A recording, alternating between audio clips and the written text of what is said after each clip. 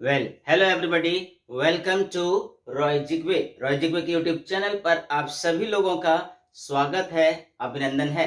Dear students, आज का ये वीडियो संबंधित है स्पॉटिंग एरर से। स्पॉटिंग एरर यानी इस तरह से समझ सकते हैं कि हमारे पास एक सेंटेंस होता है और हम उस सेंटेंस को 4 या 5 भागों में डिवाइड कर देते हैं और इन 4 या 5 भागों में से कोई एक पार्ट, यानी हमने इसे डिवाइड किया हुआ है ए, बी, सी और डी में।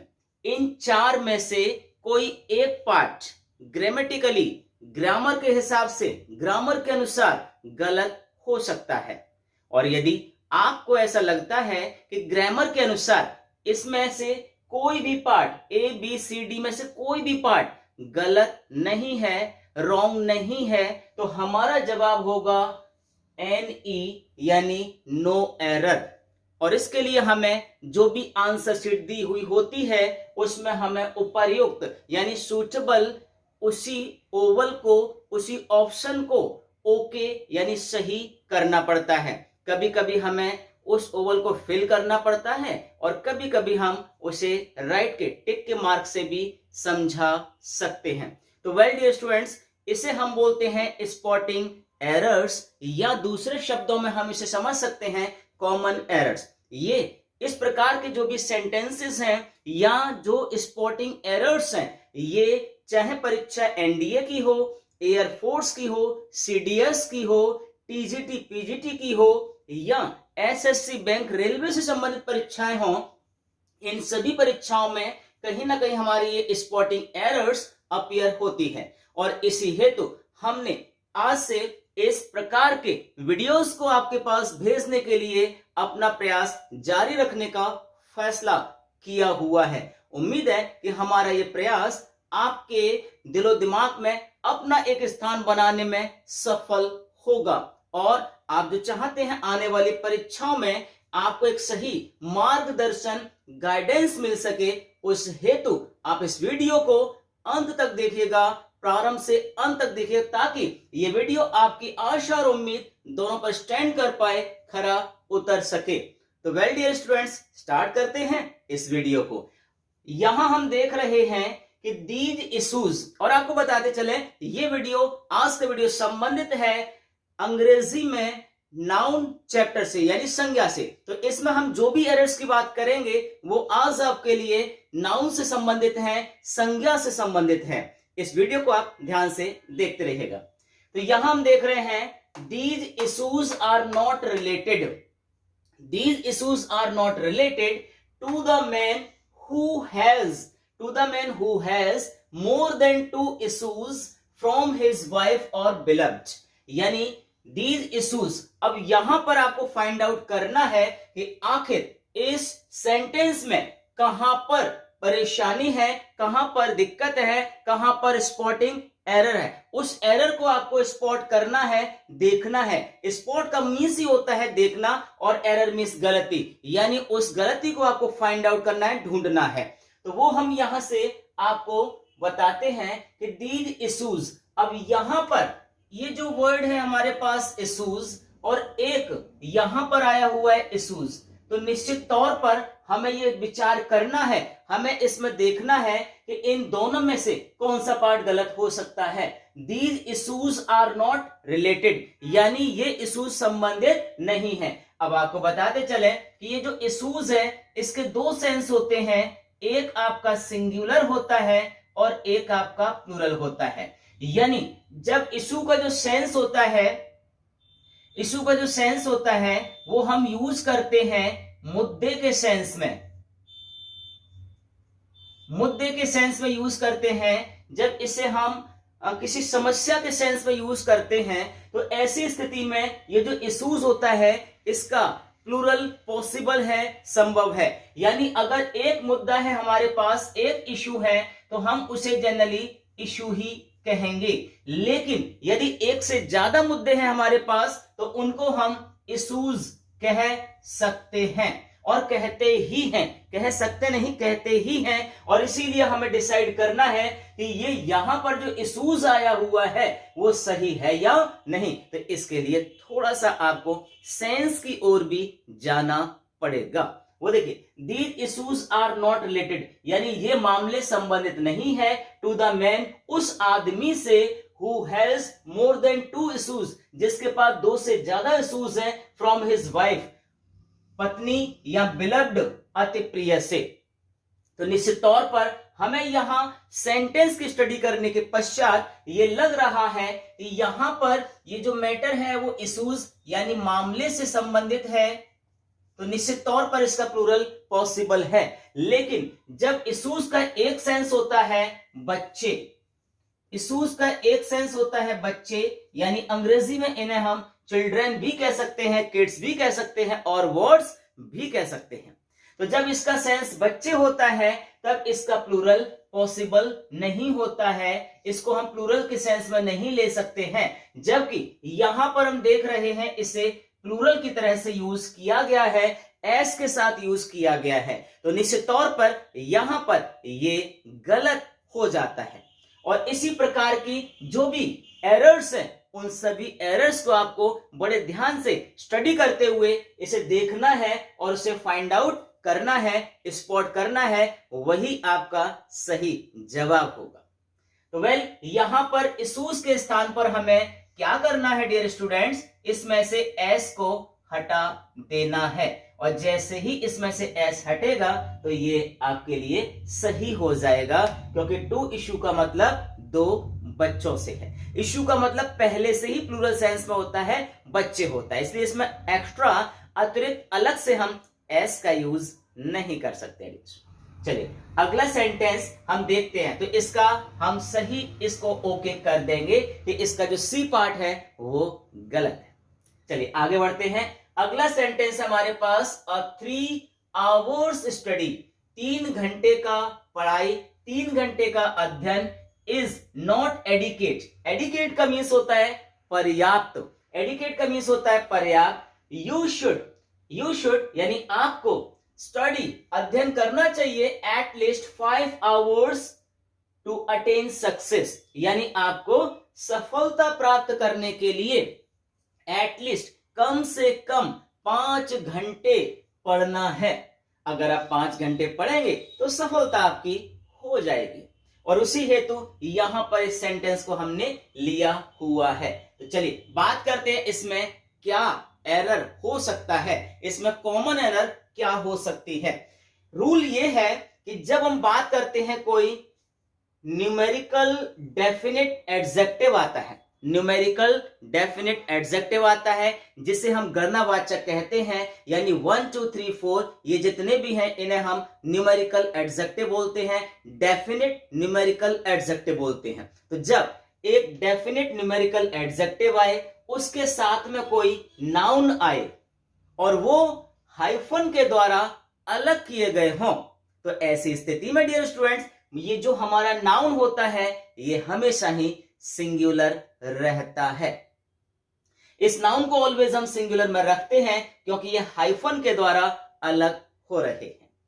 एक और अंदाज से हम समझ सकते हैं, क्योंकि यहां पर हमने आर्टिकल ए का यूज किया हुआ है, हमने यहां पर आर्टिकल ए का यूज किया है जिसका मीन्स एक से होता है, और ए एंड स्टडी यानी एक अध्ययन की बात आ रही है, तो यहां पर ये कंप्लीट एक वर्ड की तरह से यूज होता है, एक सिंगल वर्ड की तरह से यूज होता है, और इसीलिए इसमें हम एस का यूज नहीं कर सकते हैं डियर स्टूडेंट। तो निश्चित तौर पर यहां गलती हमारे पहले वाले पार्ट यानी ए वाले पार्ट में ही हो जाती है, और इसीलिए हम इसमें से एस को हटाना पसंद करेंगे। तो इसमें से एस हटेगा तो ये सही हो जाएगा और फिर हम इसको ओके कर देंगे, यानी सेंटेंस बन जाएगा ए 3 hour स्टडी। ए 3 hour स्टडी का मतलब ये है कि 3 घंटे की पढ़ाई का सेंस आ रहा है, 3 घंटे के अध्ययन की बात आ रही है। क्लियर है, स्पष्ट होना चाहिए आप सभी को। अगला सेंटेंस है our army saluted the colour when they were returning from a skirmish on the border, यानी our army saluted the colour, हमारी सेना ने, हमारी आर्मी ने कलर यानी रंग को सल्यूट किया, रंग को सल्यूट किया, उसको अभिवादन किया। when they were returning, जब वे लौट रहे थे, from a skirmish, एक झड़प से, एक विवाद से, on the border यानी कि सीमा पर। पता लगाना है कि इसके ABCD पार्ट में से किस पार्ट में गलती है, नहीं है तो फिर नो एरर वाला पार्ट हमारा ओके हो जाता है। लेकिन आइए देखते हैं कि इसमें क्या एरर हो सकती है। तो our army saluted the colour. अब आपको पता है कि कलर का मीन्स जो होता है वो रंग होता है, और यहां पर हमारी आर्मी रंग को सैल्यूट किया हुआ है। तो हमारी आर्मी आखिर रंग को सैल्यूट क्यों करेगी? कोई तो वजह होना चाहिए वहां पर।